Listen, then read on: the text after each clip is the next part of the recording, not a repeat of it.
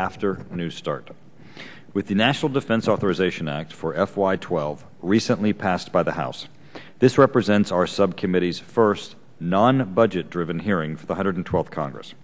Our panel consists of non-governmental witnesses, 3 distinguished gentlemen who each have served in previous administrations in some senior capabilities relating to our discussion today. We have with us Dr. Keith Payne, a former commissioner of the Strategic Posture Commission and professor and head of the Washington-based Graduate Department on Defense and Strategic Studies for Missouri State University. Dr. Morton Halprin, also a former commissioner with Congressional Strategic Posture Commission and a senior advisor to the Open Society Foundations. And finally, Franklin Miller, a principal of the Scowcroft Group, who has served in senior capacities in a number of administrations. The witnesses have been asked to provide their assessment of post-New START U.S. nuclear posture and policy, including potential reduction of the U.S. stockpile below New START levels, the significance of nuclear modernization, considerations relating to a recently announced upcoming review of U.S. deterrence requirements, and non-strategic nuclear weapons forward deployed in Europe for extended deterrence and assurance. Today's hearing is just one in an ongoing series of events by which the House Armed Services Committee will conduct oversight of these issues. On July 7th, the full Armed Services Committee received a classified briefing from the Department of Defense, the Department of State, the National Nuclear Security Administration, and STRATCOM on several topics being considered today. We've also notified the administration that we intend to hold an open hearing on these same issues again this fall with testimony by a panel of government witnesses. I want to thank our witnesses for appearing today and to further thank them for their leadership and service to our country on these issues. I'll keep my comments brief to allow ample time for members to ask questions, but I would like to highlight 4 important areas that I hope our witnesses and our discussion may touch upon today. First, I want to emphasize the bipartisan consensus that has emerged on both ends of Pennsylvania Avenue about the urgent need to modernize the U.S. nuclear enterprise in order to be able to create a sustainable deterrent for ourselves and for our allies. After 2 decades of neglect, our nuclear enterprise has fallen into hard times. Awareness of these facts has been spurred in part by the Strategic Posture Commission created by this subcommittee under the leadership of its former chair, Ellen Tauscher, and also by the experience of the debate over the New START Treaty. Specifically, I think we've come to see a pragmatic, bipartisan convergence on 2 basic points. 1, that nuclear abolition is a long way off, and 2, that we will ensure that our nuclear deterrent remains credible for the foreseeable future. To be sure, full funding for nuclear modernization is costly and difficult in these challenging economic times, but it is necessary. Pledging $85 billion over 10 years for nuclear weapons activities, President Obama noted in December that, quote, "I recognize that nuclear modernization requires investment for the long term.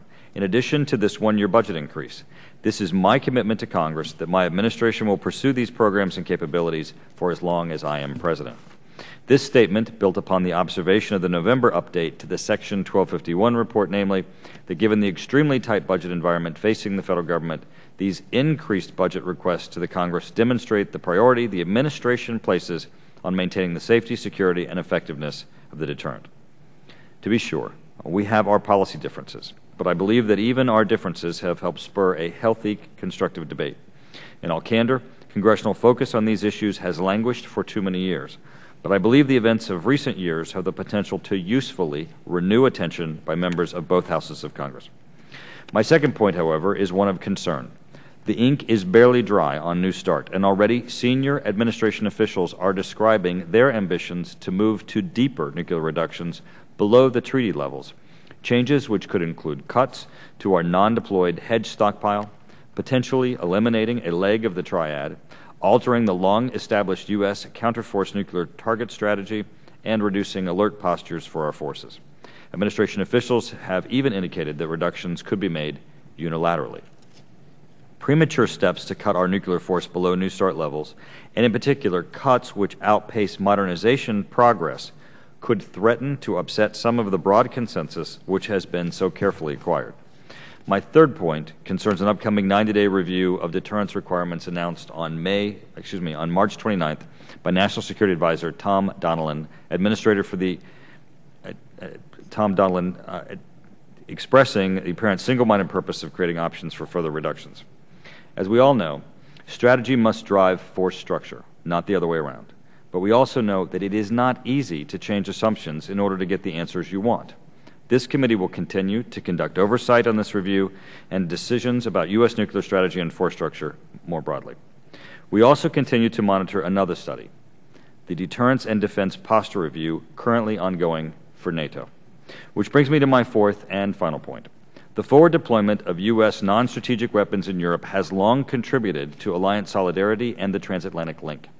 NATO's new strategic concept reaffirms that NATO is a nuclear alliance and the importance of broadest possible participation by allies in the nuclear mission. Some of us are concerned that the administration potentially, in concert with some Western allies, might try to use the defense posture review that's being undertaken to pressure Central and Eastern Europeans to begrudgingly accept substantial reductions or even complete withdrawal of these weapons from Europe, an act which could have untold and adverse consequences for the future of the world's oldest and most successful alliance. This year, the House acted to address each of these concerns. The House passed NDAA included provisions which would sustain the linkage between progress in nuclear modernization to both further nuclear cuts and New START implementation, involve Congress in the long-term decision-making about deeper reductions, and slow down withdrawals. The administration expressed strong objections about some of these provisions and issued veto threats about others. Again, I want to thank all of you for being here today, and I look forward to your testimony on these important issues. These are issues that our committee has been diligently reviewing and discussing and debating. I appreciate your attention to those issues, and I want to recognize my ranking member, Ms. Sanchez. Thank you, Mr. Chairman, and I do deeply apologize for having got held up in my office. I try not to let that happen. Gentlemen, thank you for being with us today. Dr. Payne, Dr. Halperin, and Mr. Miller, thank you so much. We look forward to hearing your thoughts about the future of nuclear weapons in this century, and I guess the progress of what it really takes to maintain a strong and reliable deterrent given everything that's going on, the New START Treaty, the desire maybe to eliminate even more of nuclear weapons if we could, and how we might, and what opportunities might exist to do that. And of course, other players other than Russia and ourselves who have nuclear weapons. And I think that the administration has been committed to unprecedented investments in maintaining our nuclear arsenal, as my chairman here said. I think the president is leading much needed efforts to reduce the dangers posed by nuclear weapons in a post-Cold War era. He gave us part of his vision to strengthen our national security when he included those issues in his 2009 Palm Sunday speech in Prague, including New START as being the first step for further reduction, the ratification of the Comprehensive Test Ban Treaty, reducing the role of nuclear weapons, and talking about strengthening the Nuclear Non-Proliferation Treaty. He noted in his Prague speech the existence of thousands of nuclear weapons in that it was the most dangerous legacy of the Cold War. And even considering the other players out there in the world, the fact of the matter is that about 95% of the nuclear weapons still exist in Russia's and our hands. So I think that's why we're so interested in New START, and we're interested in other opportunities that might exist. And yeah, a little apprehensive, all of us, I think, about what it would mean to go to lower levels and whether that would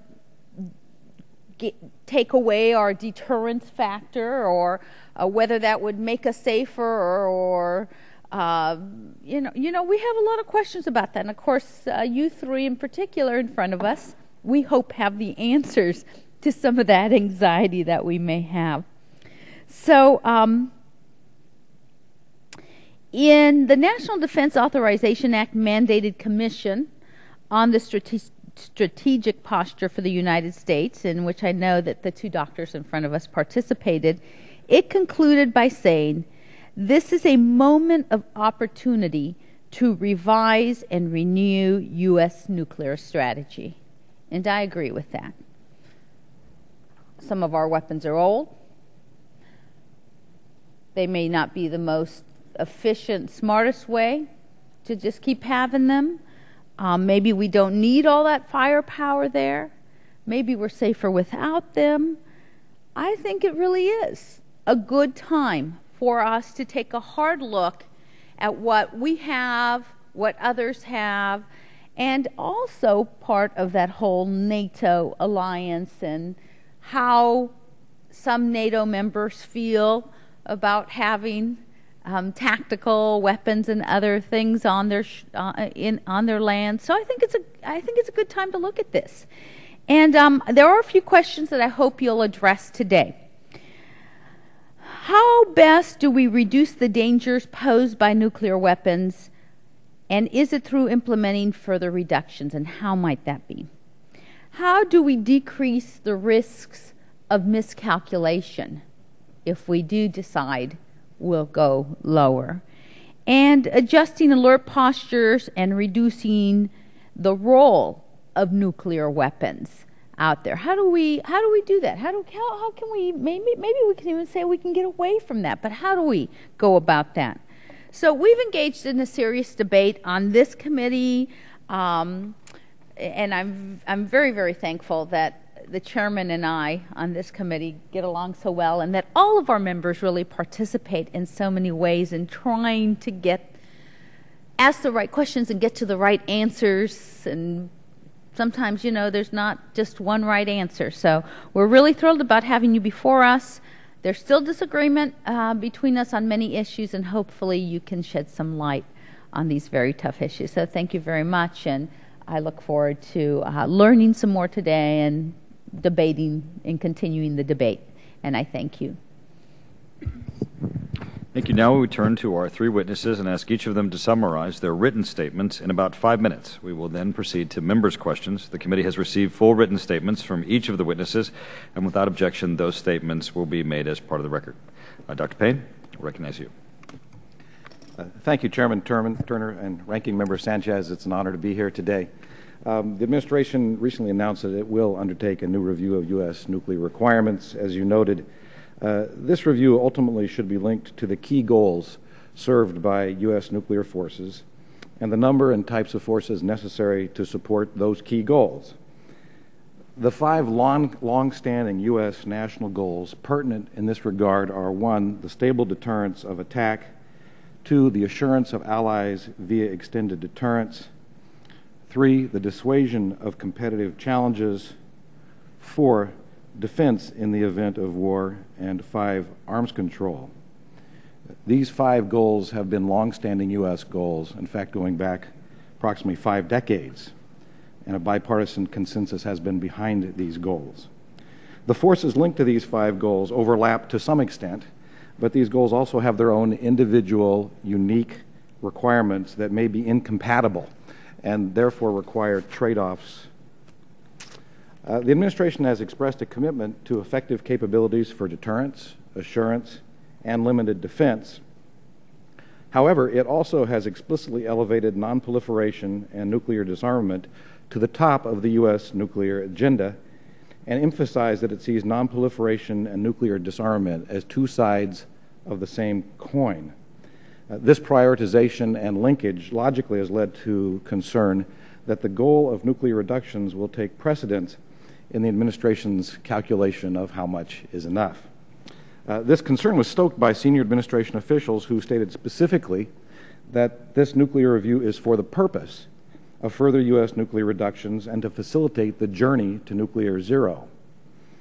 As described, this approach to reviewing U.S. nuclear requirements appears to start with the answer that further nuclear reductions are warranted and appropriate. The risk of this approach is that further reductions taken to advance the goal of nuclear zero may be out of step with the forces necessary to deter, assure, defend, and dissuade now and into the future. The administration's willingness to place top priority on arms reductions and subordinate these other goals may be seen in various policies and declarations.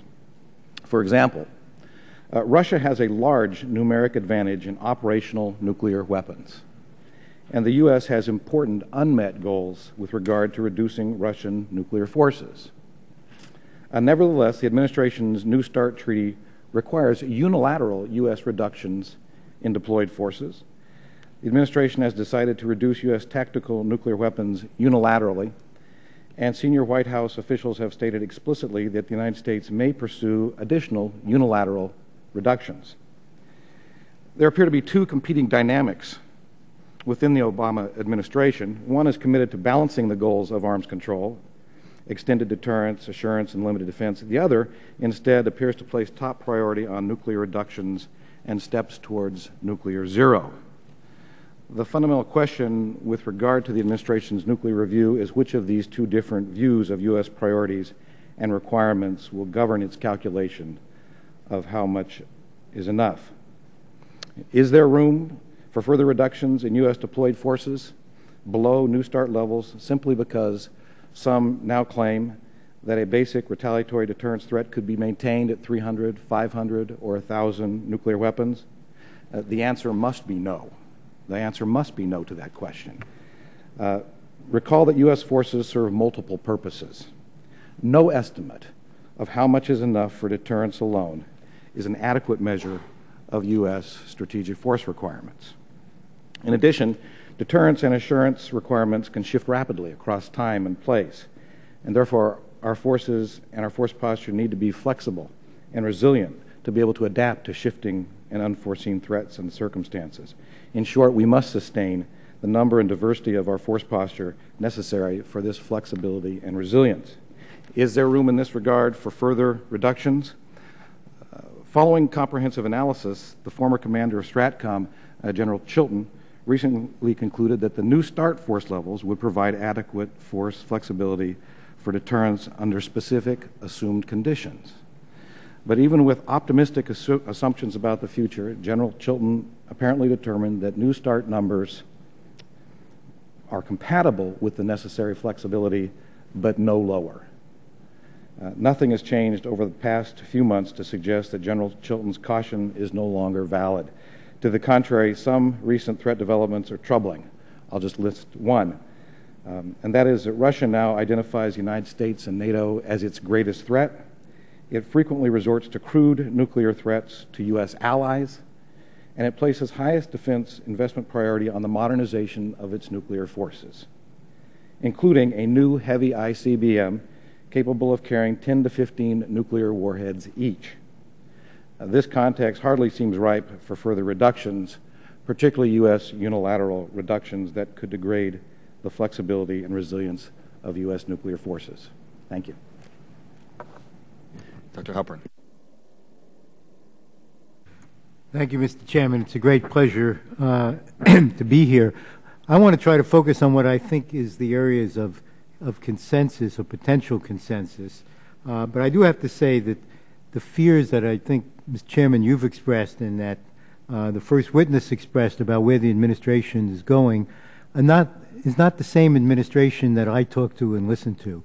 I think, if anything, I have the opposite fears, that most of the people in the administration have decided that the START Treaty and the Nuclear Posture Review was about all they could get done in the nuclear field, and that they have passed the task of even considering further reductions to the next administration. I think that is as likely to be the outcome of these discussions as the kinds of concerns that you've expressed. My hope is that we will not begin by concluding either that further reductions are possible now and desirable, but also that we will not conclude that because there are a number of tasks for nuclear weapons, and the Russians may occasionally say something that alarms people, that there is no possibility that we could go to lower numbers. I think we ought to treat it as an open question. And I want to suggest some items that I think should be part of a consensus about how we should consider that. First of all, I want to emphasize the importance of the agreement on modernization. And, Mr. Chairman, I had the opportunity to hear you speak the other day, and I agree with you that we need to change the budgeting process. As long as you trade off nuclear modernization with water projects, we're going to lose, especially in the current climate. I was the lone voice on the Nuclear Posture Commission urging to move the entire nuclear weapons process into the Defense Department.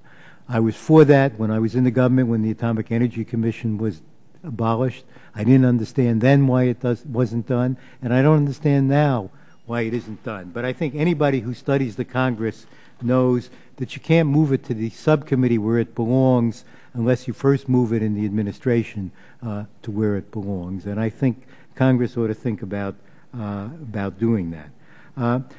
The second area in which I think we should have a consensus is that our targeting should continue to be against military targets and not counter-value targets. It is illegal, it is immoral, it is counterproductive to base your deterrent on what's sometimes called minimum deterrence and the notion that you just target cities. It is, of course, the case that what we target will end up killing vast numbers of people, but we need to continue to ask ourselves the question, what military targets do we need to be able to hold at risk to provide assurance, to provide deterrence, and to continue to make clear to the military that the target set must be military targets and not cities.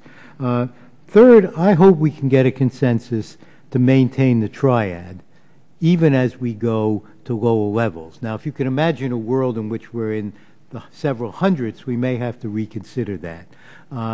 But I share your view, and the Commission very much expressed the review, that zero is not going to come anytime soon. And moreover, in my view, it's not a good guide to where we should go now.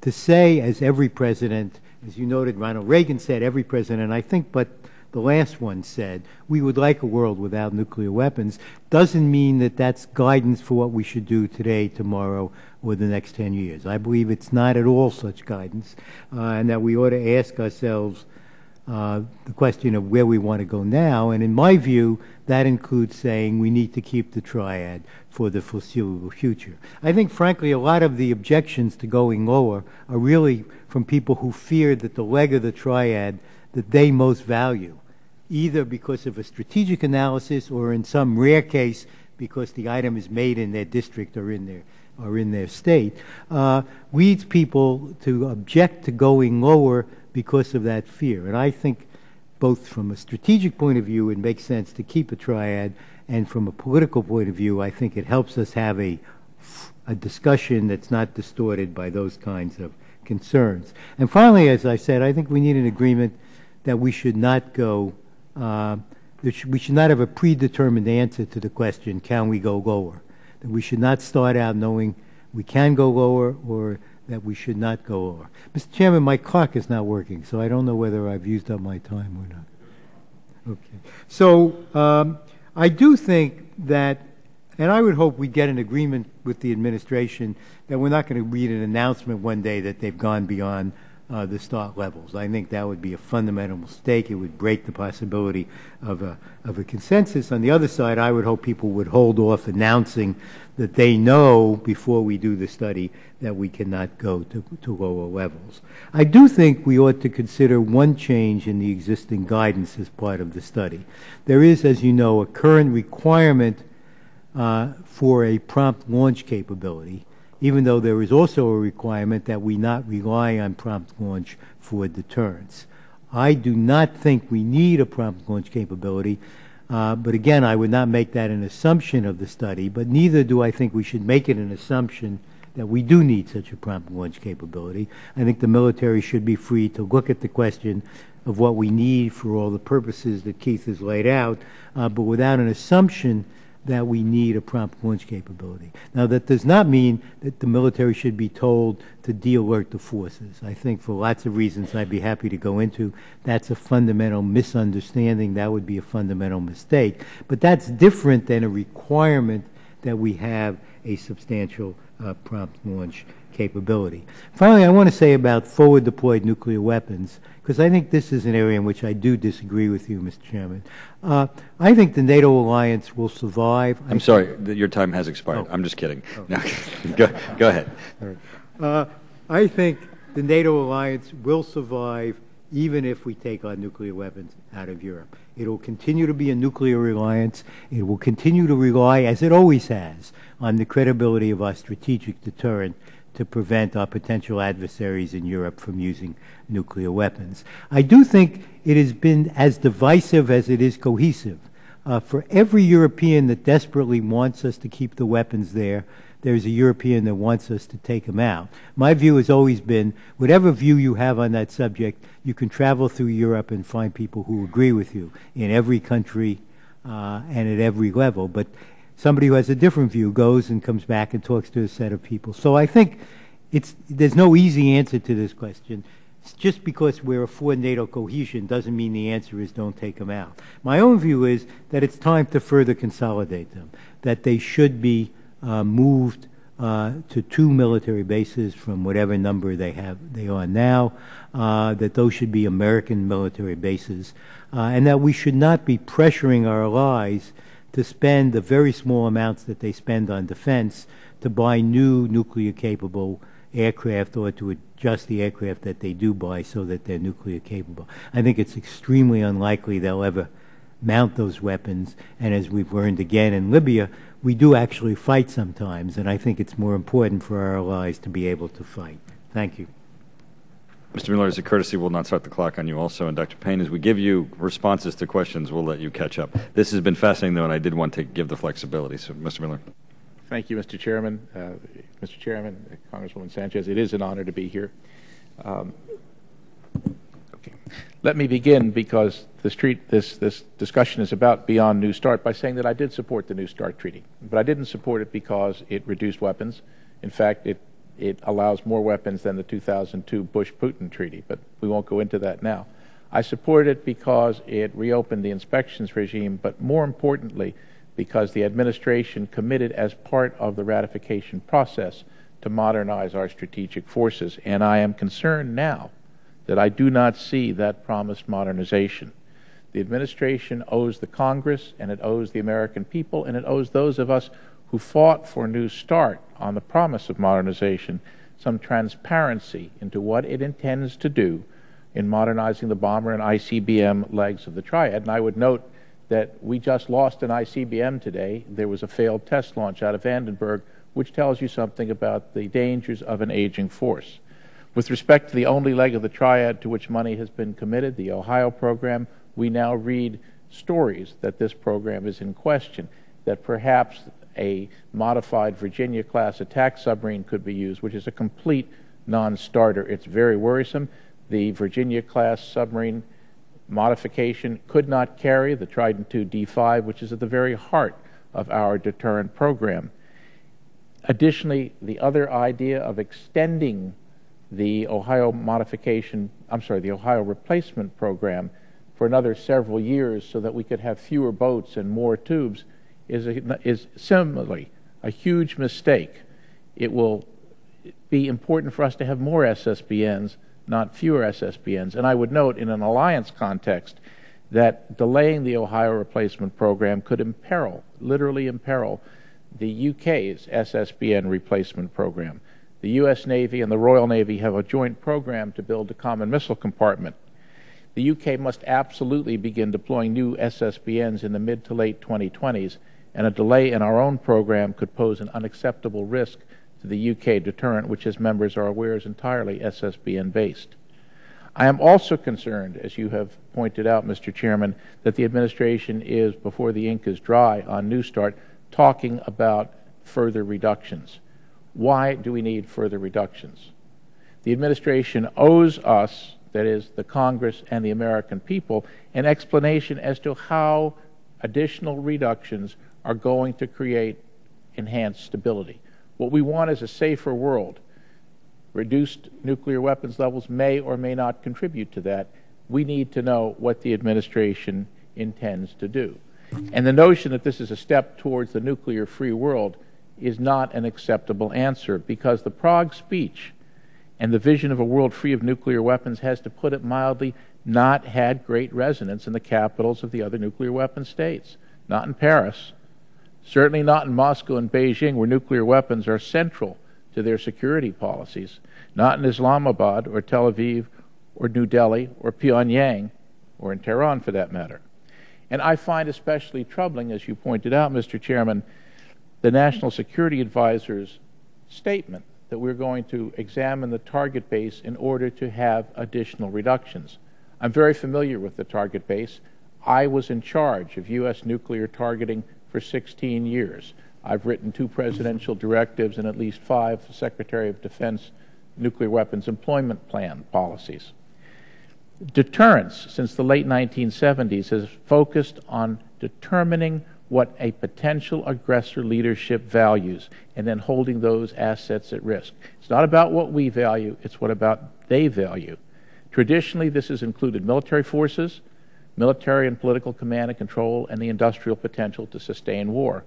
We shouldn't hold at risk assets a potential aggressor leadership doesn't value. But similarly, we shouldn't give up the opportunity and the capability to hold at risk assets which are valued. And you can't deter by holding just a portion of a potential aggressor's value structure at risk. You must say to a potential aggressor, if you attack us, we will destroy that which you counted on to rule the post-war world. This value structure will vary from aggressor to aggressor, and even from one set of leaders to a successor set within a particular nation. But I think our current policy accounts for that. I'm sure there are efficiencies to be found in the target base, but scrubbing that base for the purpose of reducing our weapons is simply not good policy. The call for adjusting alert rates perplexes me. The fear of accidental nuclear war was dealt with in the mid-1990s by putting broad ocean area target sets in our missiles. I'm happy to engage in that debate later on. With respect to NATO, let me simply say the following. The strategic concept just agreed by the alliance last November calls for widespread basing in nuclear weapons in Europe. Some of our allies, nevertheless, are pursuing a cynical, beggar-thy-neighbor approach to the common good. I view this as a craven moral failure by those who once sought collective security and even asked the United States to put our very existence as a nation on the line to deter attack on them in the 50s, 60s, 70s, 80s, and 90s. But now, feeling safer and more secure, they would deny to the new members of the alliance the very security they once sought. At the same time, it's extraordinarily patronizing, Mr. Chairman, for Americans who brought these people into the alliance to say to the new members of NATO that contrary to their fears, contrary to the saber-rattling threats that they have heard and Dr. Payne described, that they really don't have to worry about Russia. Not their problem. And that our forces based in the United States can handle the military mission of deterring Russia. It's not about a military mission. It is, as you have indicated, Mr. Chairman, a political mission, a mission of reassurance. And as long as U.S. allies believe that those weapons need to be there, we need to make sure that we provide that security. I think the Russian tactical nuclear arsenal is grossly obscene. I think it is inconsistent with the 21st century. I think we ought to negotiate to reduce it, but not at the cost of withdrawing all of our weapons from Europe, as long as our allies want them. The reason the Russians want us to withdraw all of our weapons from Europe is that they know precisely that that will really undercut Allied confidence in the United States, and that will deeply hurt the NATO alliance. Mr. Chairman, let me end at this point and go for your questions. Thank you.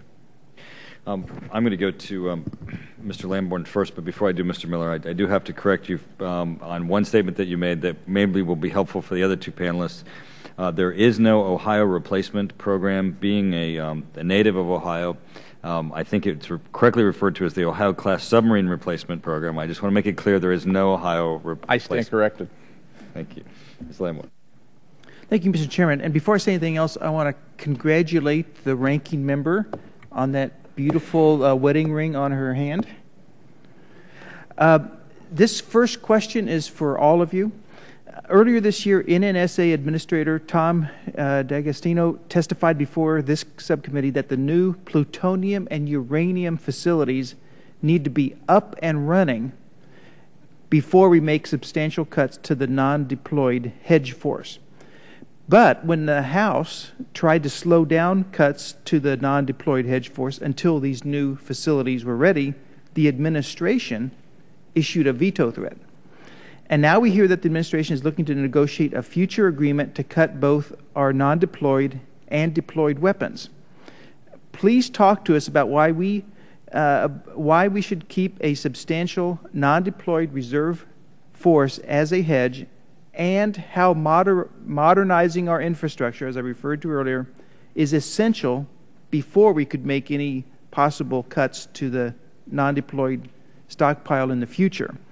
Under current guidance, are there any risks in making further cuts to our hedge if these new uranium and plutonium facilities are not complete? And I'd love to hear from all three of you. I'll be happy to start. The first question is, as I understand it, is why have a hedge or a large hedge as part of your stockpile? And the policy notion, thank you, the policy rationale for that is in response to the fact that deterrence requirements, assurance requirements, all those goals that these forces are intended to support, the context can change dramatically for technical reasons or policy reasons, or both. And therefore, having a hedge of forces that could be reintegrated into the force as necessary isn't very important to have the flexibility and resilience of a force structure to be able to accommodate dramatic changes. It was very difficult to build these systems, and they take a long time to build. Therefore, you don't want to have to change your force structure very, very rapidly because change can come rapidly, and you need to have the forces in being, so to speak, so that you can respond to rapid changes, because you know you're not going to be able to build those forces very rapidly in response to rapid changes. That essentially is the rationale for maintaining a hedge. It's to protect our ability to deter and assure in the future in a world that can change dramatically, in some cases even overnight. How does modernization help reduce the need for that standing hedge? I think that was the second part of the question. Well, modernization of our infrastructure allows us to respond more rapidly and in a more agile way to these types of changes. And the greater your ability to respond in an agile way with your force infrastructure, the greater your ability to do that, the less you need standing forces.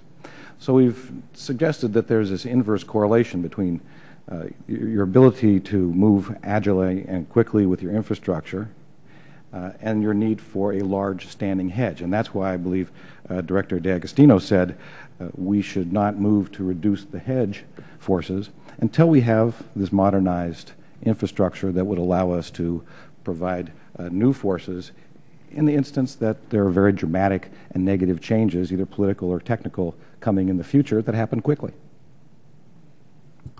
I want to take the opportunity to agree with everything that Keith just said. I don't have many opportunities to do that, and I don't want to pass one. I agree with all of that. And the only other point I would make is it takes a long time to build nuclear weapons, but it also takes a long time to destroy them. And as I understand it, we have a large stockpile of weapons awaiting destruction. And therefore, there isn't an opportunity to destroy more weapons now. We can change the label on some of the existing stockpile if we wanted to, from a hedge force, to a force awaiting destruction. But almost nothing different would happen but the label on the force. So I don't think it's a real argument. We can't really destroy many more quickly, and there's no particular reason to. And I think given the concerns and given the agreement about modernization, we should take to the bank the agreement that when we have these new facilities, we will be able to reduce the force, and at that time have a serious discussion about how much we can reduce it and how quickly we can reduce it. Let me associate myself with what my colleagues have said. I think this is very simple. This is a case of promises made and then assumptions and ground rules being changed. During the Cold War, we had active warhead production lines, and we were able to test our nuclear weapons. Neither is the case anymore. We don't have active warhead production lines, and we are abiding by our signature on the CTBT. We're not testing. The only way we can replace a failed weapon in the arsenal is to take one out of storage, and that's the so-called hedge. The administration said that it was prepared to reduce the size of that hedge force, that warhead replacement force, when we were able to start building new warheads. I'd point out, by the way, that the Russians have been producing new warheads on a 10-year cycle since the beginning of the Cold War. So the deal was we have the ability to produce new warheads to replace old ones or failed ones in the stockpile, and then you start getting rid of the hedge. And now the idea is, oh, well, we're going to start to get rid of the hedge, but we're not going to be able to produce the new warheads. That's a complete change in assumptions, and it's a complete change in the logic behind the original proposition, even of the CTBT. So I agree with my colleagues. And you feel that that would be a dangerous thing to do? Yes, sir. Thank you. And on de-alerting, and you made reference to it earlier, how might de-alerting some of our forces, what would that do to our strategic stability and crisis response? And can we expect Russia to do any de-alerting? And has anything changed since the 2010 nuclear posture review, which says that we should keep current alert statuses?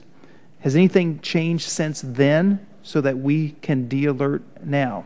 And I'd once again love to hear from all three of you. I'll start since we'll be fair. First of all, nothing's changed. Second of all, to set the context, we're not at Cold War levels of alert. We have fewer submarines at sea. They're at different alert levels. The ICBM force is still in a position where it could launch if necessary on a short notice.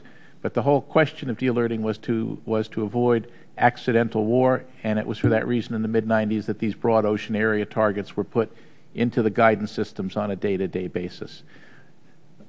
I've been listening to calls for de-alerting for 20 years. We've studied those to death.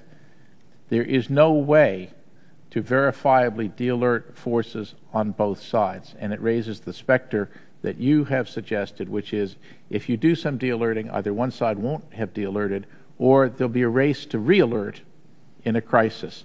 I contributed a chapter to the Strategic Posture Commission Annex. I'm happy to give that to the committee. But the real question is why further de-alerting? What are we trying to achieve? We're not going to get the Russian ICBM force off of alert, even if we took all of our ICBMs off of alert. And if you think that the Russians have a hair trigger, and you take some of their forces down, then the rest are on a tighter hair trigger. So I don't understand the logic that says this is a good thing to do, and I understand the risks that are attendant with it, the whole rearming, re-alerting question. So I think it's a terrible idea that we hear about a lot, but I can't find any logic to it. Dr. Halpern? I actually agree with that. My view is that de-alerting is very dangerous because it implies that in a crisis you re-alert, and that's the last thing you want to do, is have both sides looking like they're moving towards they're about to launch a strike, and then you get what Tom Schelling many years ago called the reciprocal fear of surprise attack, and you make war more likely. You want a nuclear posture, in my view, that you don't change even if you think war is more likely. The one area where I think we need a debate is the one I've suggested, which is the question of a requirement for a prompt launch capability. I would like us to be in a situation where the military understand that they don't have an option to come to the President and say, Mr. President, we think the Russian missiles are on the way, and we've looked at our force again, and we're not confident it can survive a Russian attack. Therefore, we want you to authorize a strike before the Russian missiles land. I want the President to say to the military now, I'm going to have an alert force, and I'm going to have a secure force, and I am not going to be pushed into launching because somebody thinks missiles are really on the way. And if that means we have to spend more money on command and control and more money on how to get the President out of Washington quickly, or figure out who's in charge if we can't get him out, we ought to do that. But we ought not to rest our deterrent on the belief that we can go to the President and say, fire before the Russian missiles land. That does not mean we should change the alert posture.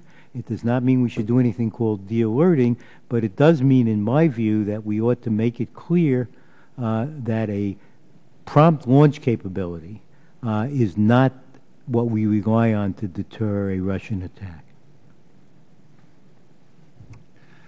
I'm in a position of agreeing again with both my colleagues' points, and just to, in a sense, restate the point that Mort made, which he made a long time ago. As a matter of fact, he was one of the early masters of this particular subject, and that is a re-alerting race in a crisis would be extremely dangerous. It's what we should avoid. Taking our forces off alert or degrading alert would lead us to the potential for a re-alerting race in a crisis. We should do nothing like that because we want postures where nothing requires presidents to make hasty decisions. What we do want to do is protect and expand the decision-making time for the U.S. and Russian presidents. And in fact, that's what the Congressional Strategic Posture Commission said on this subject. It said the notion of de-alerting, that the idea that our forces are on a hair-trigger alert is simply erroneous. That's how the Commission characterized that particular point. And it said the alert postures of both countries are, in fact, highly stable. I believe that we were right then, and I believe that's still accurate. I'm sorry that took a little bit long. I yield back, and I would ask for unanimous consent that the report Mr. Miller referred to would be made part of the record. Excellent. Without objection, and thank you. Those excellent answers and great discussion. I really appreciate, as I said when we opened, both your expertise and your willingness to share it with us. Ms. Sanchez has requested that I go to Mr. Langevin. Thank you, Mr. Chairman. Thank the ranking member for yielding, and I want to thank our panel for being here on this all-important topic. Let me start out with this. How would you rank or compare our nuclear deterrent to other nuclear weapons powers, including Russia and China, and how does our nuclear deterrent compare to other nuclear powers in terms of numbers?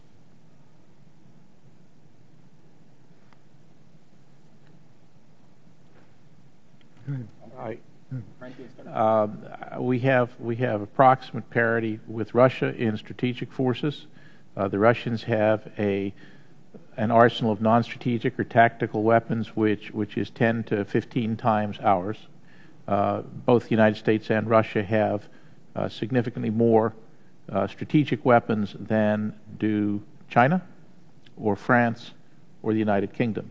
Indeed, with the growth of Pakistan's arsenal, it's rapidly approaching the same level as the United Kingdom. But the short answer is it's the same as Russia in strategic, deep imbalance with Russia in non-strategic, more than China, more than the rest. My understanding is that we do have a substantial advantage in numbers over the Russians in non-deployed strategic weapons, which may in fact make the overall number of weapons that each side has much closer than we normally discuss. I also believe that the United States arsenal is much more sophisticated and much more effective and much more reliable than the Russian arsenal. And we continue to make improvements through the activities of our laboratories, which I think are second to none in these areas. So I do not think there's any basis for concern that somehow some other nuclear power is going to overtake us in our capabilities. And we've heard, of course, the criticism that the Russians will have to reduce their numbers of warheads and delivery vehicles to a much lesser extent than the United States. Are all delivery vehicles that the United States is dismantling or shifting to non-deployed status currently operational, or were some of these phantom delivery vehicles not being used yet still counted as deployed?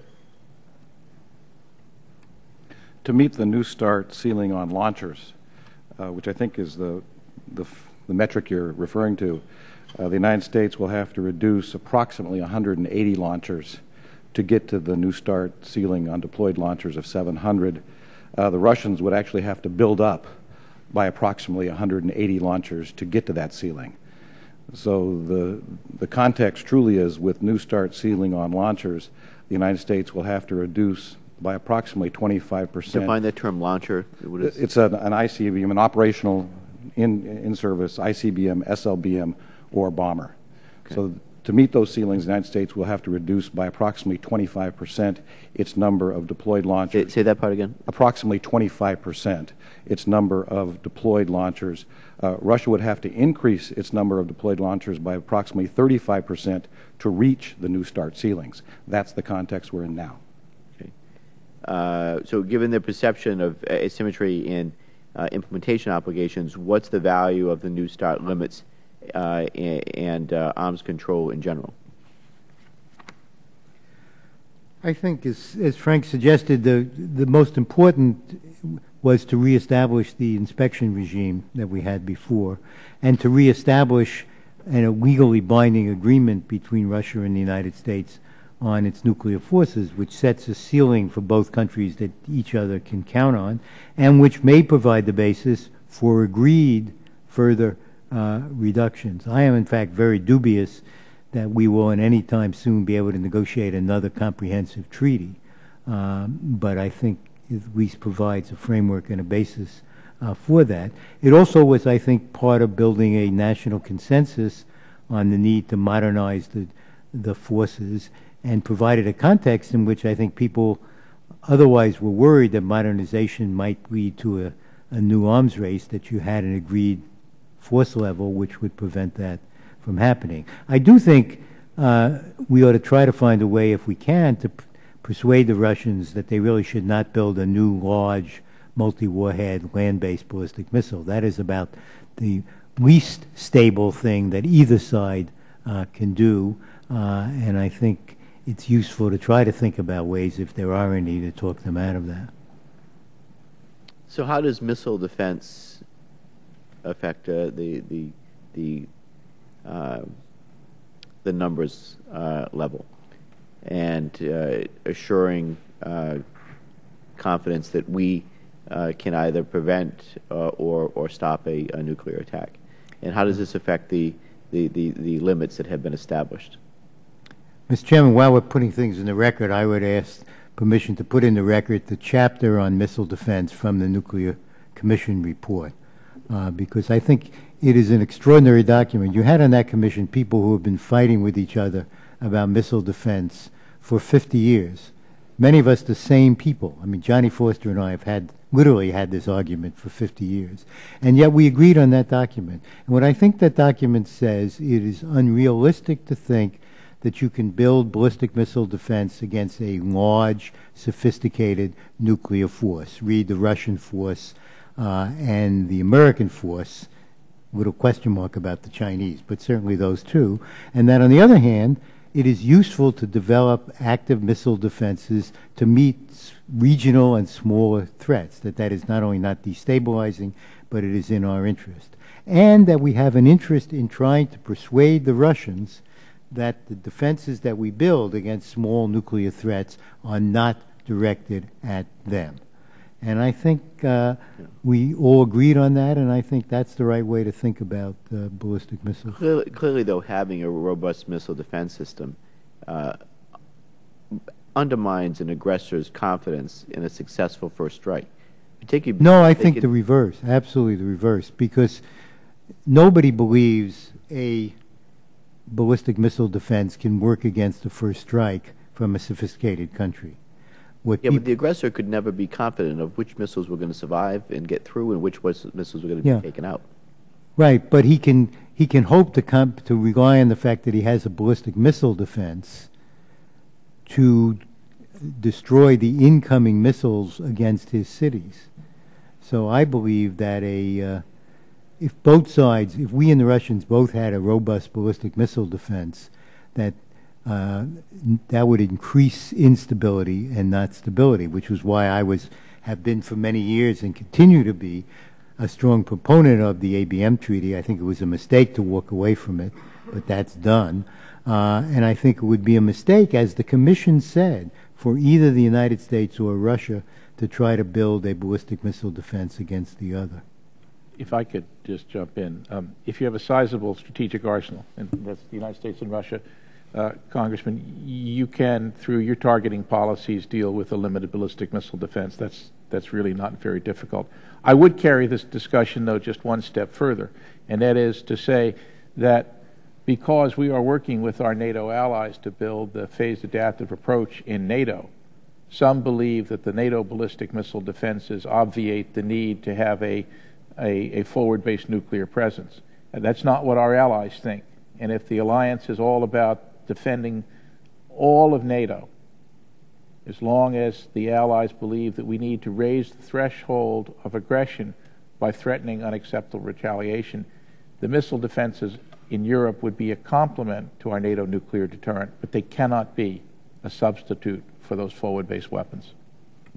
I would just say they can't be a substitute for an effective NATO nuclear defense, but I do not believe that that requires a forward-based force. I believe the forward-based force, even as it exists now, plays an insignificant role in the confidence of our allies in our nuclear deterrent and in the confidence that the Russians have that our nuclear deterrent protects not only us but our allies as well. But that's not what the NATO concept said in November. The NATO concept is very clear about the need for nuclear forces, and that is a judgment of the 28 heads of government of the alliance.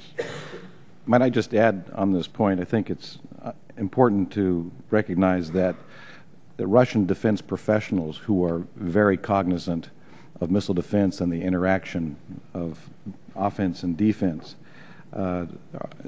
frequently write. In fact, almost every article that they publish on this subject says that they recognize and acknowledge that the type of missile defenses that the United States is in the process of deploying are not going to be a threat to their strategic retaliatory capability.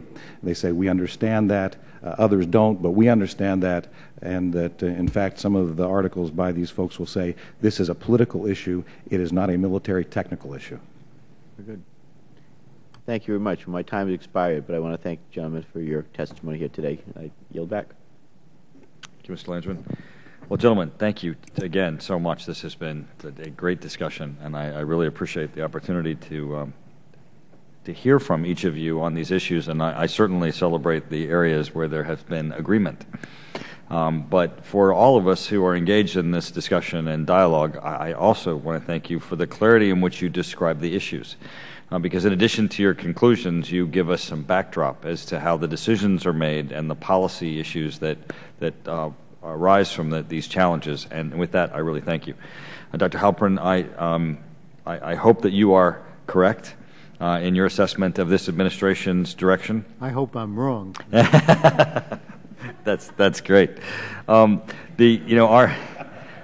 between us, our concern obviously is that we, because of the areas that we've identified as concerns, we placed in the National Defense Authorization Act some specific language that would provide some boundaries, in part to get assurances from the administration that they had no intention of going beyond those boundaries. Instead of getting those assurances, which you are confident of, we actually got veto threats. Yeah, but Mr. Chairman, I suspect that the veto threats came from the fact that the previous administration educated all of us about the importance of presidential prerogatives, and that the veto threats, I haven't seen them, but my guess is that they're about Congress interfering in what the executive branch thinks of as its prerogatives, not about the substance of whether they're going to. They actually have been a little bit of both, which I certainly understand the prerogative issue and would have similarly expected some objection there. But I did expect that the administration might come forward as you have, and said that. Their lack of interest in going beyond those boundaries, because it would give everybody, again, that ability to come back and have some bipartisan support for what's going on, because there is a great deal of concern. And I'd like to go to one of the areas where you said that we did have some disagreement, because I think there's probably still a large area in which we do have agreement with respect to NATO and our forward deployed nuclear weapons.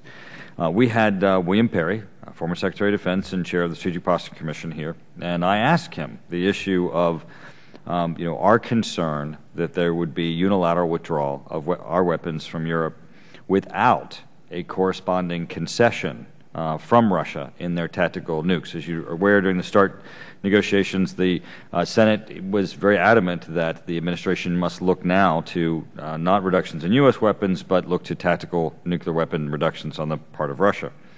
And Secretary Perry said he thought that would be a bad idea to have unilateral withdrawal without corresponding concessions from the Russians. I would, and I'm going to, of course, ask all of our members of the panel this, but I would suspect that we probably have an area of agreement with between you, me, and Secretary Perry, that the value of these weapons as a bargaining opportunity with respect to Russian tactical nukes should not be dismissed. Once we go through a process of withdrawal or reductions, we lose an opportunity because we don't have many other things unless this administration is willing to go past nuclear weapons in bargaining to gain those concessions. And I'd like your thoughts. I'm assuming perhaps you could give us your insight as to whether or not you agree with Secretary Perry that it's a bad idea. I agree that, well, I'm not sure I agree with him because I have a view that's different. I do not think we should be willing to trade our withdrawal of our nuclear weapons from Europe for some reduction, even a substantial reduction, in Russian tactical nuclear weapons. Because if it is the case, which I do not believe, but my colleagues do and many people do, that the credibility of the American nuclear deterrent for our NATO allies depends on the presence of nuclear weapons in Europe, that will not change if the Russians cut their tactical nuclear arsenal by 2/3 or even eliminate it, because they'll still have their strategic weapons, which, while they can't have intermediate range missiles, they can find a way to target them on the NATO countries. So I think we have to debate this issue on its merits. I understand that the alliance has said that. The alliance has been saying that for many, many years. It said that about 6,500. We're now down to a number which I think none of us are allowed to say, but we all agree is substantially lower than 6,500.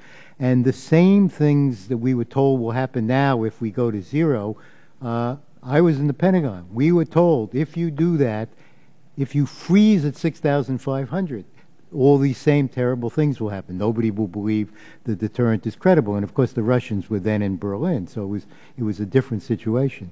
My view is we ought to say to our NATO allies what our military has said publicly.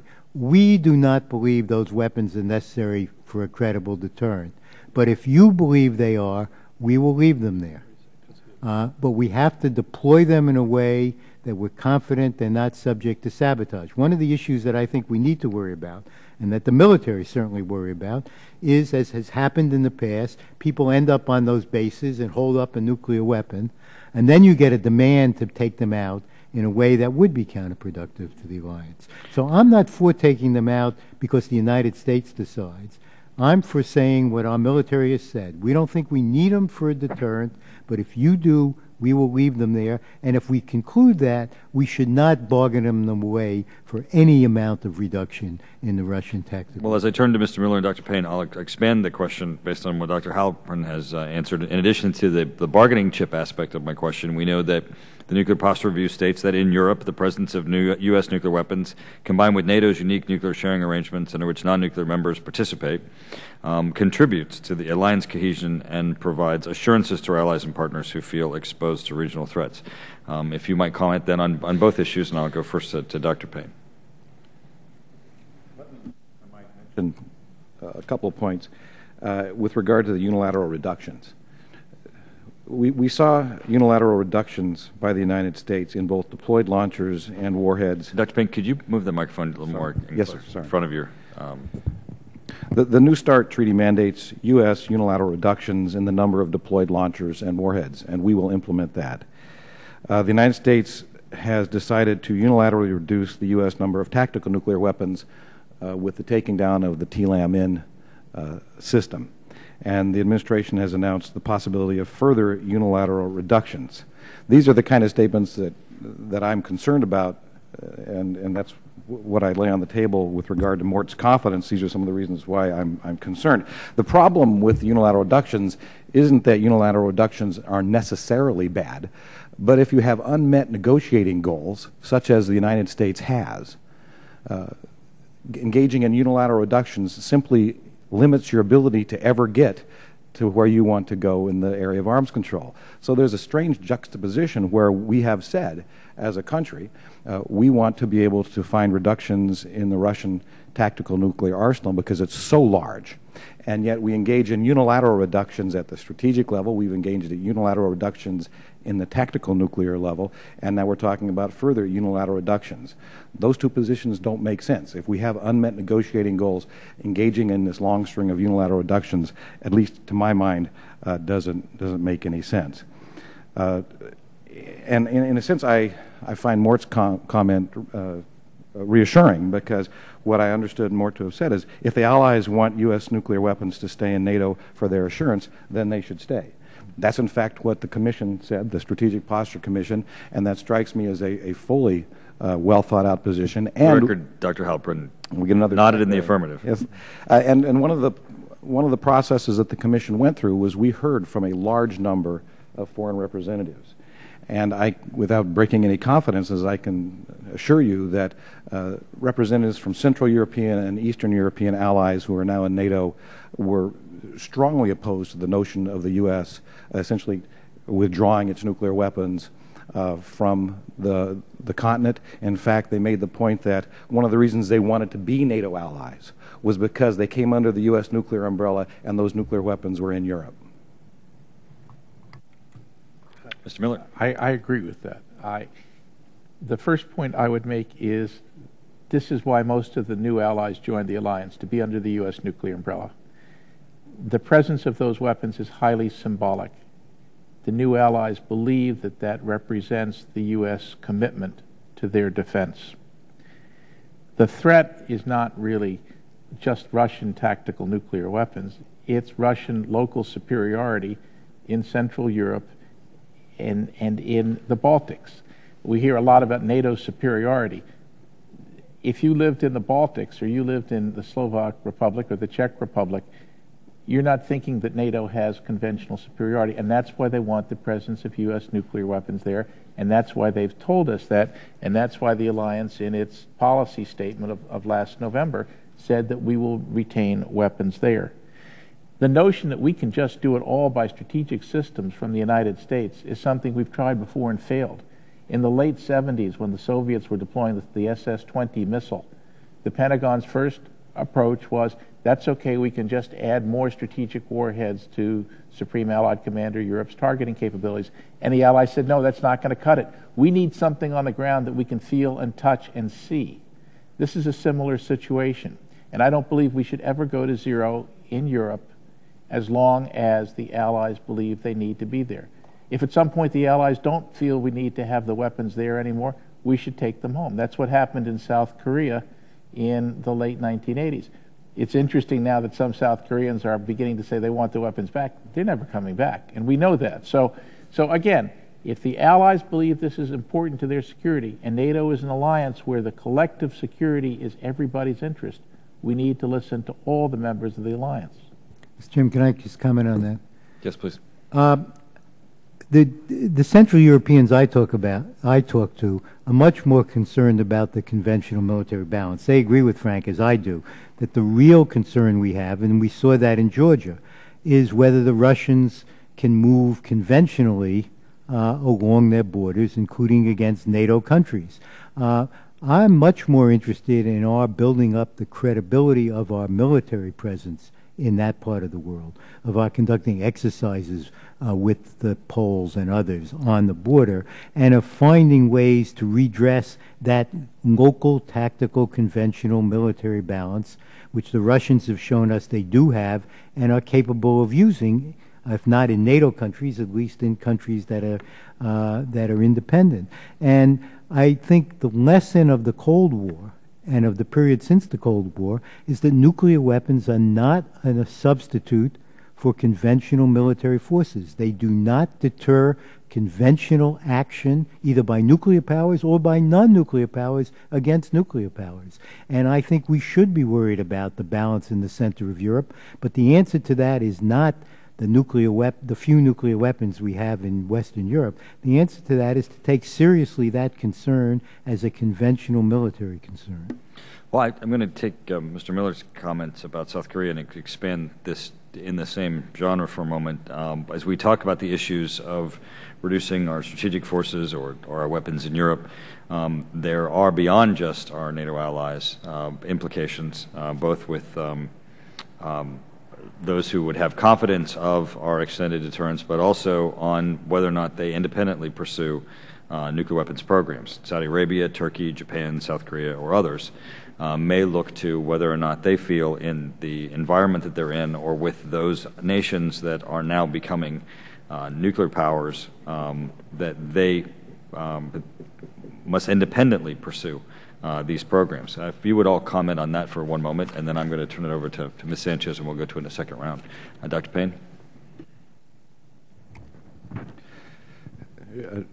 Going back to the point that Frank made about South Korea and the call by some South Koreans for the nuclear weapons to come back, that's exactly the type of thing that we're seeing in response to the new fears that various allies and friends have as a result of proliferation. In other words, North Korea obviously has a nuclear capability. There are fears that Iran may soon have a nuclear weapons capability and a missile systems to match that.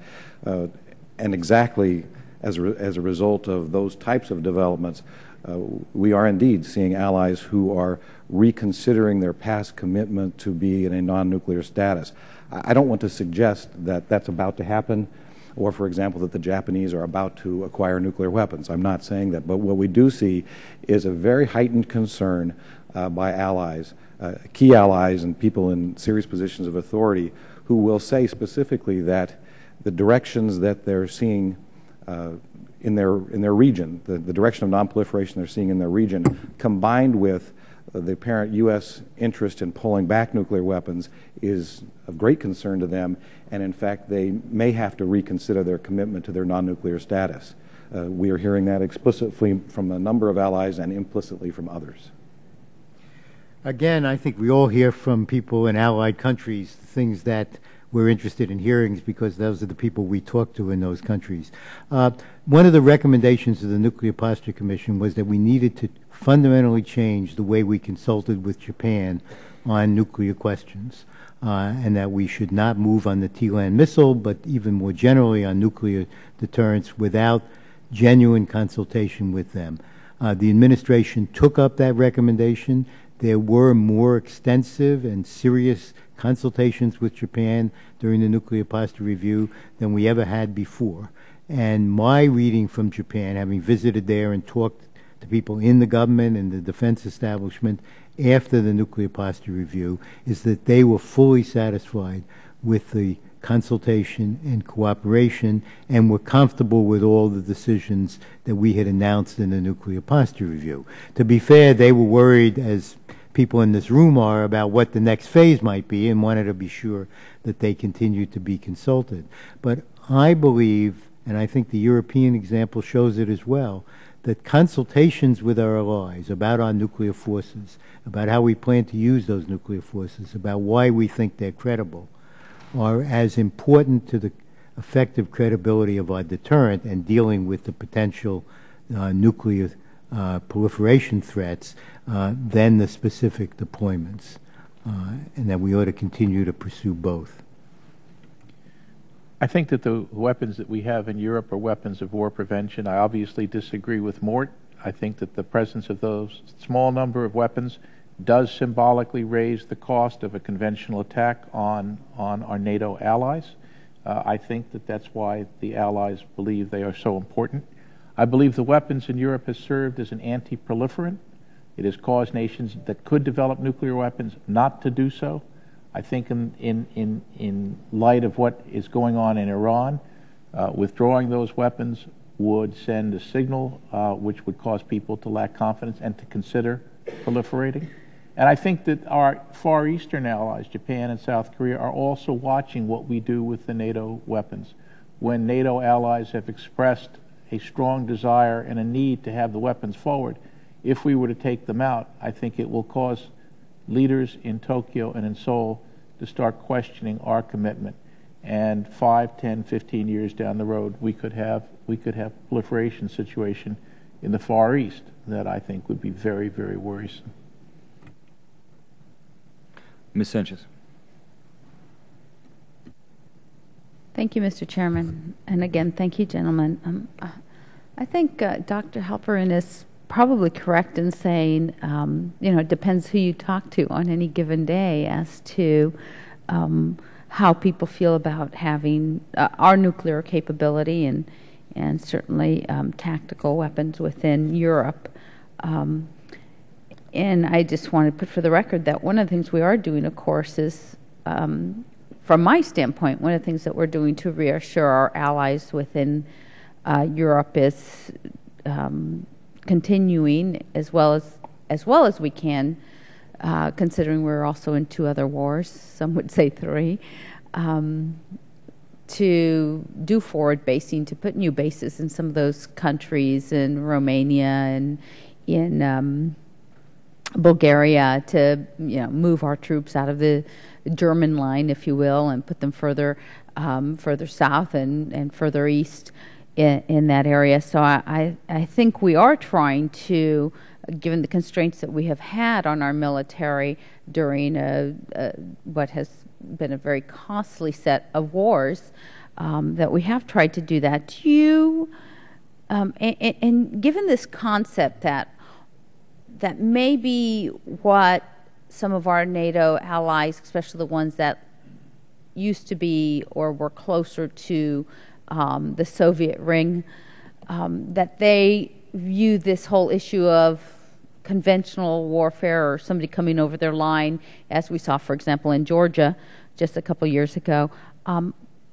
that maybe that's what's making them want to hold on to this whole issue of strategic weapon.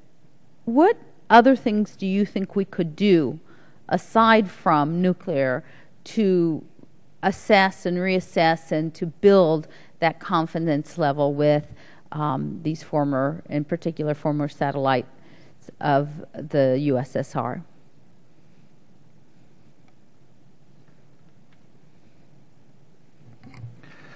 I agree with Mort in the sense that there are a number of measures that the United States can take to help reassure allies that don't necessarily have anything to do with nuclear weapons. As a matter of fact, the administration has talked about missile defense as helping reassure allies, and obviously that's non-nuclear and other non-nuclear forces and actions as well. And I agree with that. But let me suggest that in a sense there's no substitute for extended nuclear deterrence to nuclear weapons. You can't provide extended nuclear deterrence with purely non-nuclear means. And so the question is, how important is the nuclear component of that? And this isn't something that we can judge usefully from here, because that judgment is made in foreign capitals. Mm-hmm. And I'll respond a bit to Mort's point that the answer you get depends on with whom you speak, and so everything is all equal. I haven't found that to be the case. I mean, what I've found is very serious military and foreign affairs professionals who express the type of concerns that we've identified here. So I would like to suggest that I agree with Mort that there are a number of steps that we can take: close consultations, close cooperation with conventional forces, a whole series of actions that we should, and in some cases are taking, to help affirm the Allies' confidence in the United States. But if you take the nuclear portion out of the deterrent, in a sense you're taking the pillar out from the building. I mean, the nuclear deterrent, as part of extended deterrence, is a key to the Allied assurance with regard to U.S. commitment. This isn't my interpretation. This is what many of them say.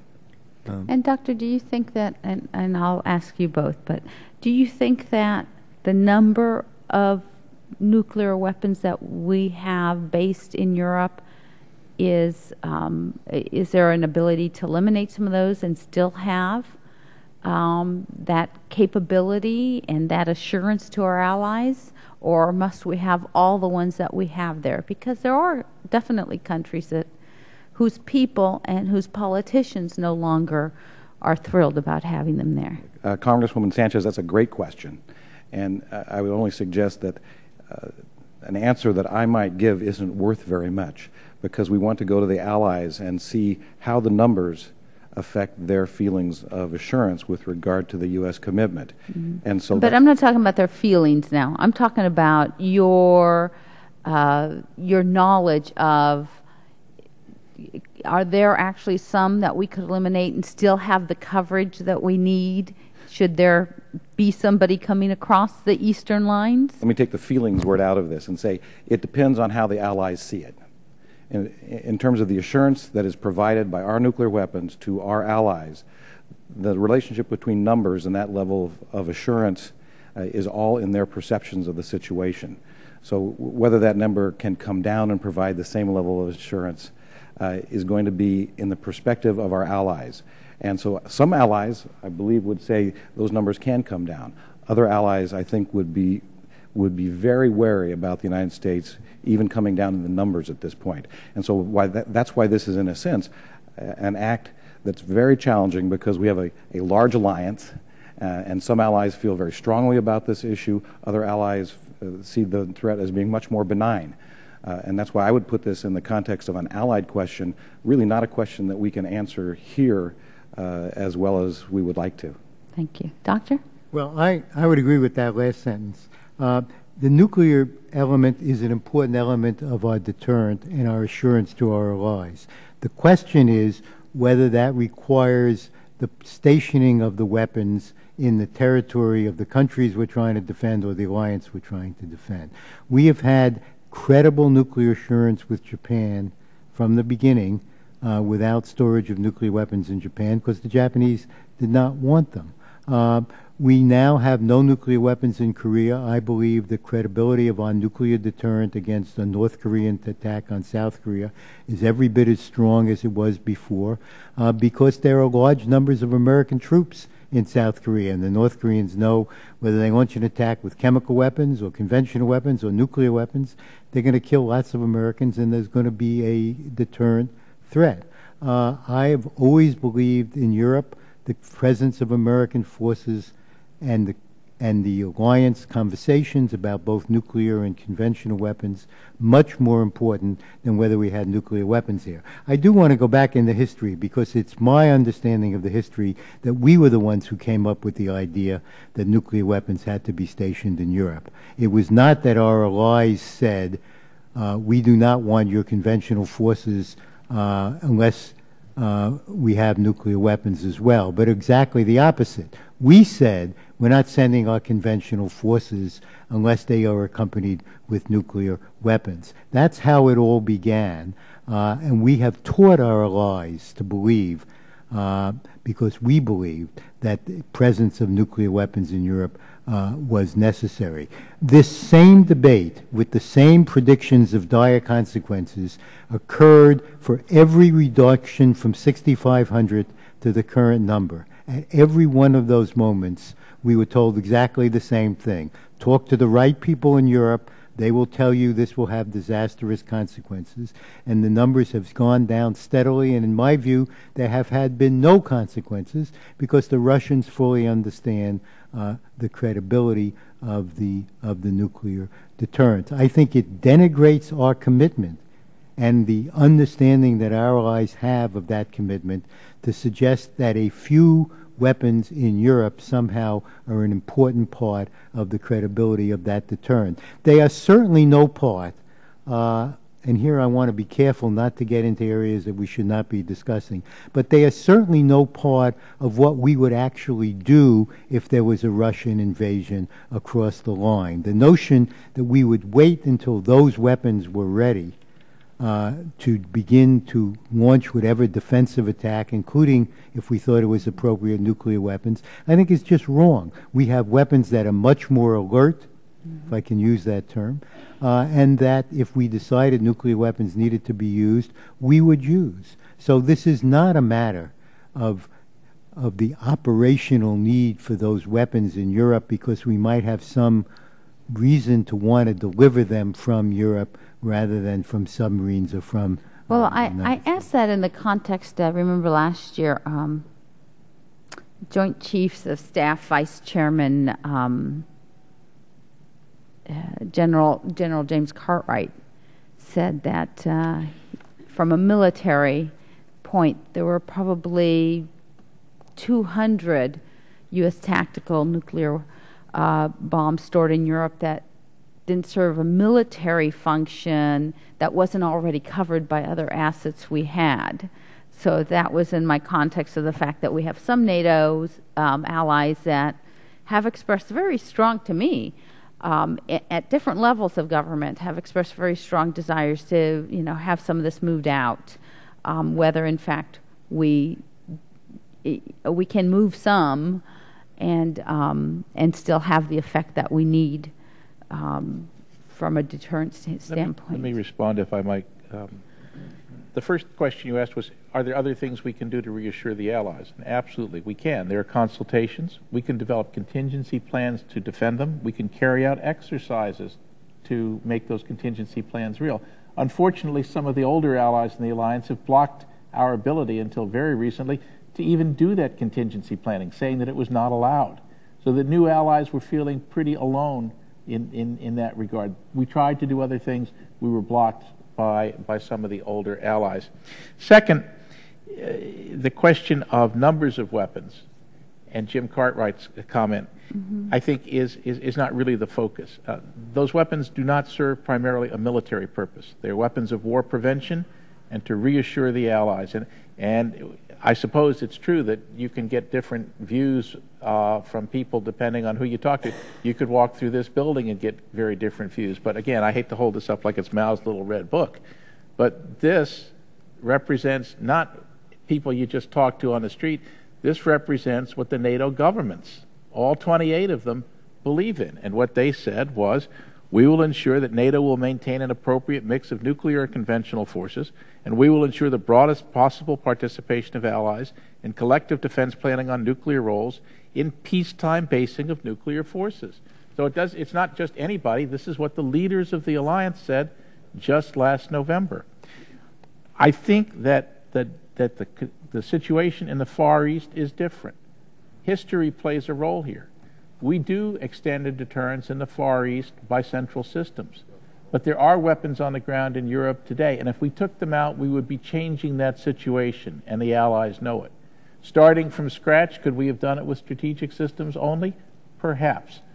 But we're not starting from scratch. We're starting from the history of those weapons being there since the 50s, and with new allies joining the alliance to be under their umbrella. So I think that's very important. I was present from the late 70s in government through 2005. I was deeply involved in many of the reductions from 7,000 to the current level.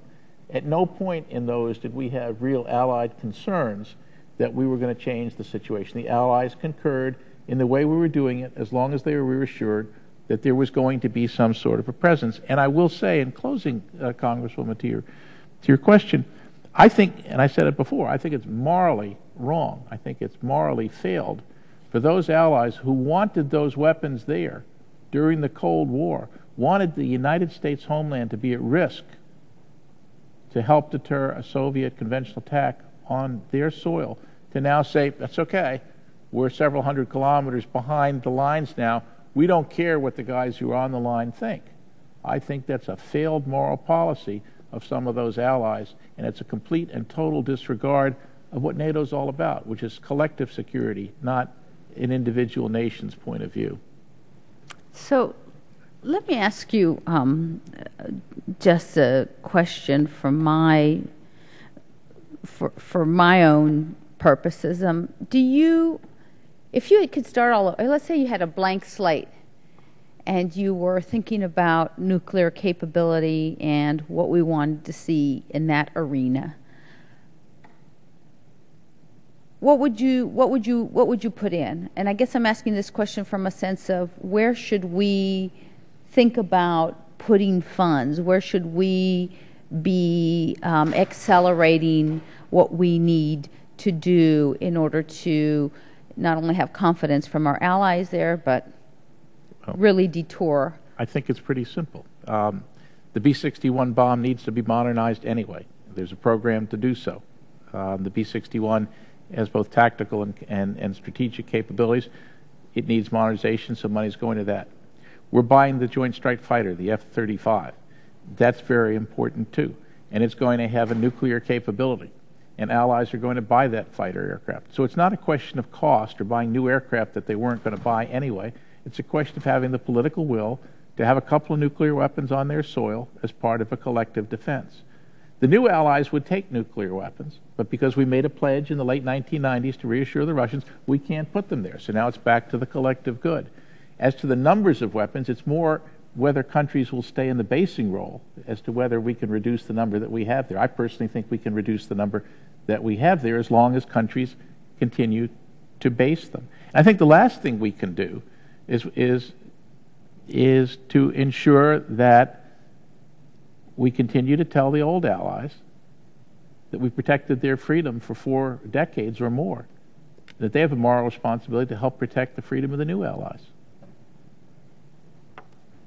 Doctor?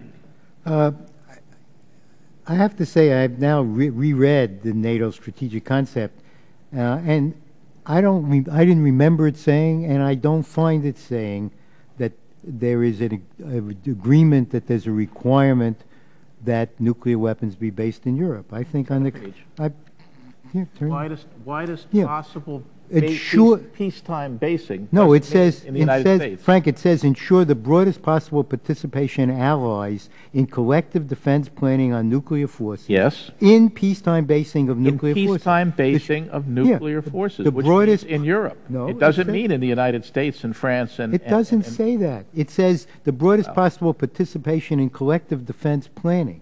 You know, and I know, there were people who want... Keep going. And in command and control and consultation arrangements. It's the broadest possible participation in those things. In peacetime basing, among the three. Gentlemen, I think we've noted your divergent We disagree. opinions.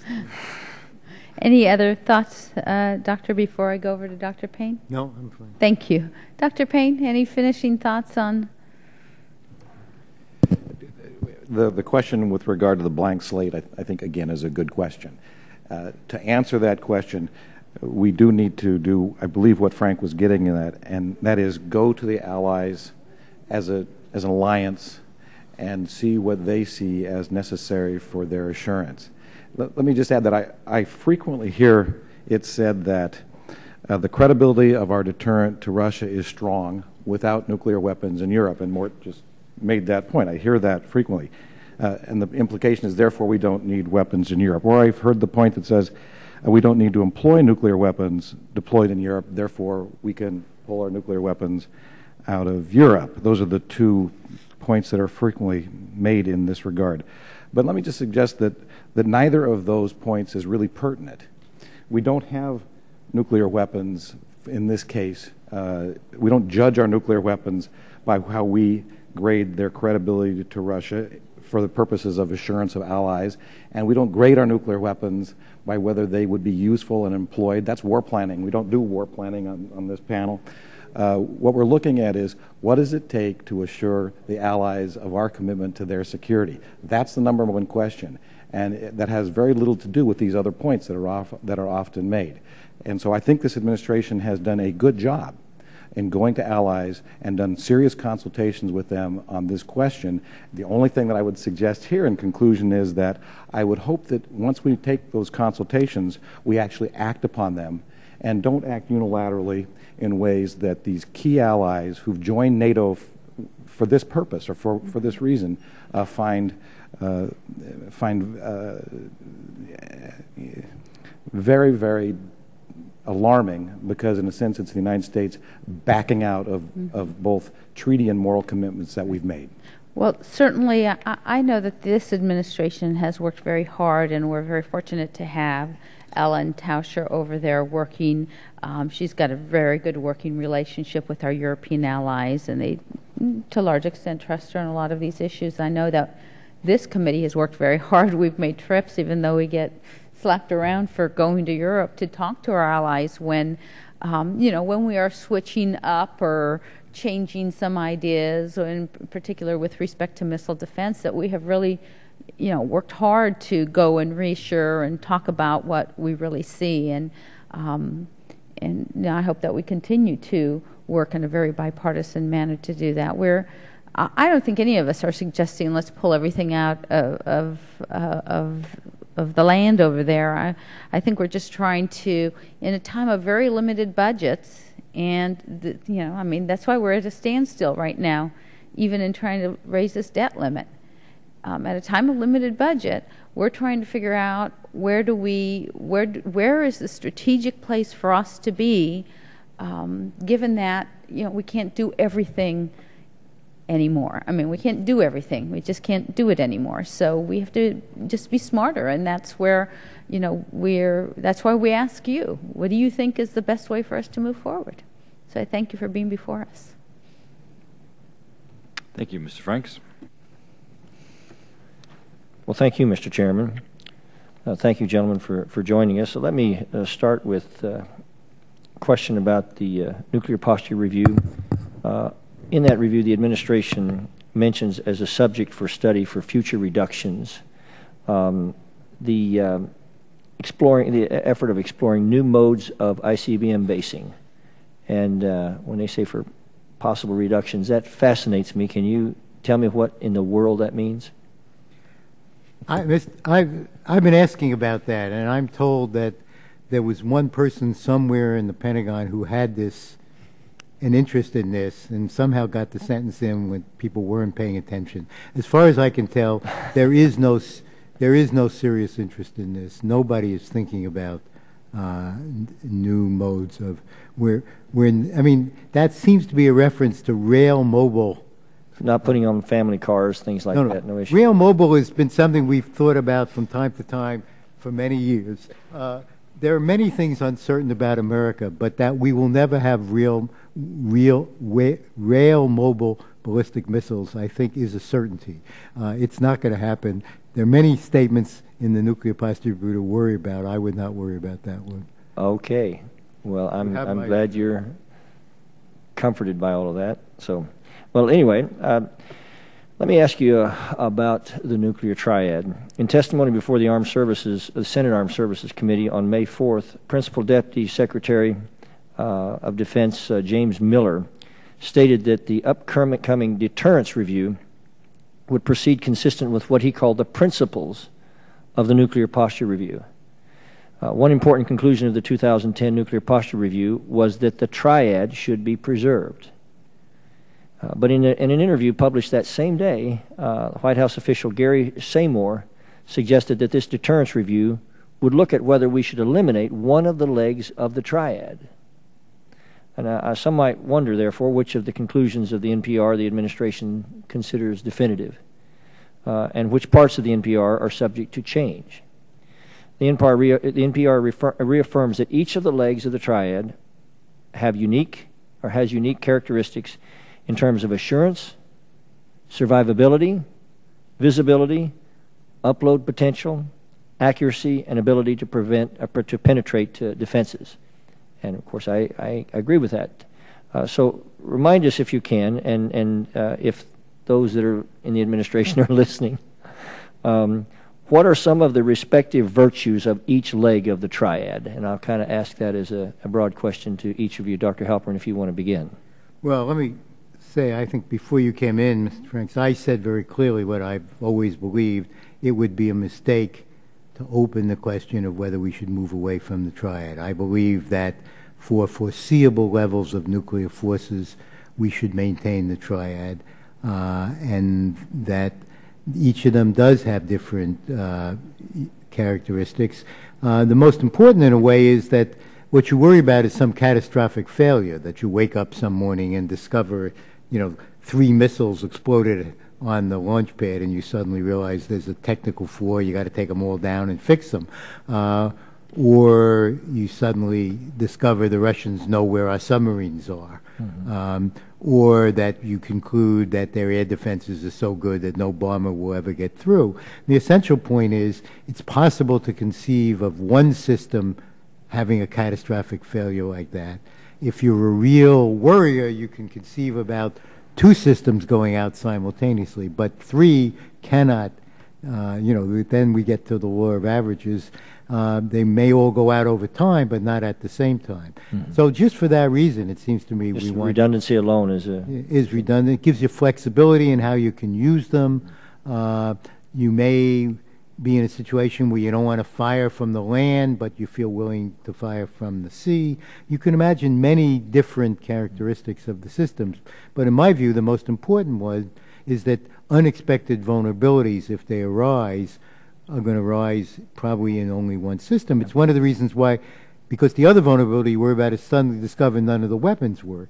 And it's why the modernization of our weapons infrastructure is so important, and finding ways to test the systems without nuclear tests is so important, so we don't wake up one day and discover the weapons fail. But if we have 3 delivery systems and several different weapons, then I think we can be pretty confident that enough of it's going to work to deter. All right, well, thank you. Mr. Miller, I might expand on that a little. All things being equal, do the virtues of a triad become more or less relevant at lower nuclear numbers? And you want to expand on the question I asked Dr. Halpern, that's fine too. Yes, sir. I believe that they do become more important at lower numbers. I think Mort has adequately, has beautifully described the various attributes of the triad: offsetting capabilities, offsetting vulnerabilities, offsetting failure modes, different signaling capabilities in a crisis or pre-crisis period. And as the force comes down, you would absolutely want to have the capability in 3 legs to offset a failure mode in 1 leg. So I think that is absolutely essential. It's why I think the administration really needs to be a lot more transparent with the Congress and the American people as to what it intends to do with the air-breathing leg, with the bomber force, and with the ICBM force. I would also say that there's almost a 4th leg that is unremarked upon, and that's prompt global strike. We've been talking about prompt global strike for probably 6 or 7 or 8 years, and all we've deployed are more and more PowerPoint slides. We could break that ceiling. We could have in place a system based on Trident in about 3 years. The Senate held that up for a long time because it argued that was destabilizing. It asked the National Academy of Sciences to do a study on that. The National Academy came back and said this isn't a problem, but we still haven't moved forward. We're still studying to find the best of the best of the best systems. So that, I think, is a 4th component to an overall strategic triad. Well, not to beat the question to death, but Dr. Payne, can you give me some idea of what you think the elimination of a leg of the triad would do to strategic stability of the United States? Well, to the extent that stability is based on the character of our force posture, it would ease or potentially ease an opponent's efforts and strategy to get around our deterrent by reducing the survivability of our forces, by reducing those characteristics that Mort and Frank so nicely described. I mean, the whole point of having those characteristics isn't just because we like to collect characteristics for forces. It's because they're extremely important, because in toto, what they do is they deny an opponent any plausible strategy for getting around our deterrent. And as you pull the legs of that triad down, you reduce that ability to deny them a theory of success, as it's called. Well, of course, I couldn't agree with you more. I could try, but I couldn't agree with you more. Then am I to assume, essentially, that this talk of removing a leg of the triad is just some low-level person in the administration that slipped that line in there somehow, right? And the person's name is not Obama, correct? We're all private citizens. I don't think we can comment authoritatively. All right, just trying to assure myself here a little bit. All right, well, thank you all very much, and appreciate your service to the country.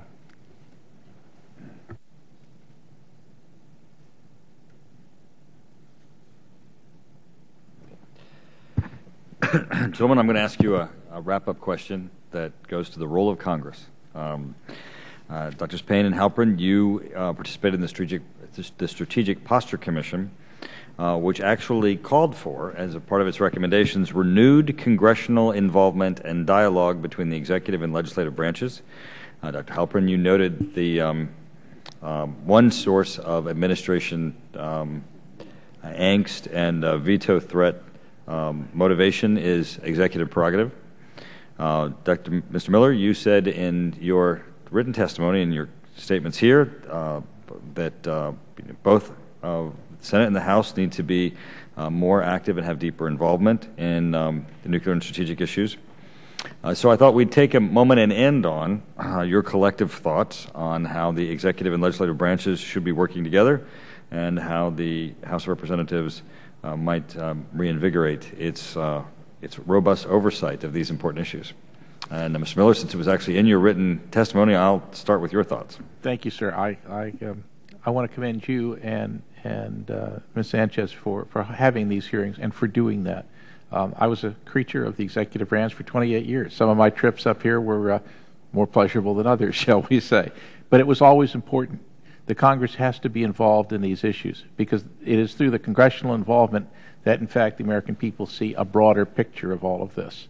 And therefore, I strongly support a reinvigorated series of hearings and having the Congress say that these are important issues, that nuclear weapons may have a reduced role or a smaller role in our national strategy than they've had in the past, but they are, by God, truly important subjects on which the life of the nation could depend at some point, and that vigorous public debate to put these issues out into the open and to examine the administration's promises and its actions is terribly important. So I would commend you for that. And as I said in my written testimony, I think the Section 1051, where you're asking the commanders, the nuclear commanders, to provide you annual reports, is terribly important. Dr. Halpern?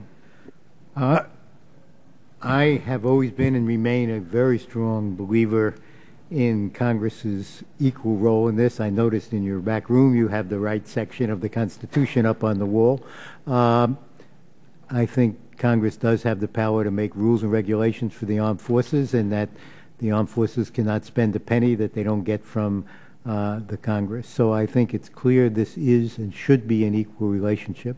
And I would hope it would be one that was not marked by suspicion and by, in effect, a struggle to find differences or to exaggerate differences. I think you need to understand every administration has different people in it who say different things because they're engaged in debates within the administration about one subject or another, and that they're appealing to different audiences. So I think it's important to remain calm and to engage in a dialogue which is open in both directions. So as I've said, I think it's important that we not have a study which assumes the purpose of the study is to reduce the numbers. But I think it's also important to have a study in which people are not saying in advance, but if you leave open the possibility that you're going to say a lower number is okay, that there's something wrong with that. I think my own view is that the nuclear forces should have a very high priority within the defense budget. Put a different way, I cannot imagine the defense budget, even in the current climate, going so low that we should not spend every penny which increases the credibility and effectiveness of the nuclear force. And so I don't think there should be a fight about funding. I think we need to fund what we say we're going to fund, and we need to honor the sequencing that we committed ourselves to when the treaty was ratified. But I think within that there is scope for debate about whether we should change some elements of the way we operate the force to make it more stable and more secure. Dr. Payne, in addition to answering that question, since the clock was running during your opening, if there are additional comments that you would like to add in closing, you may take that opportunity now. Thank you, Mr. Chairman.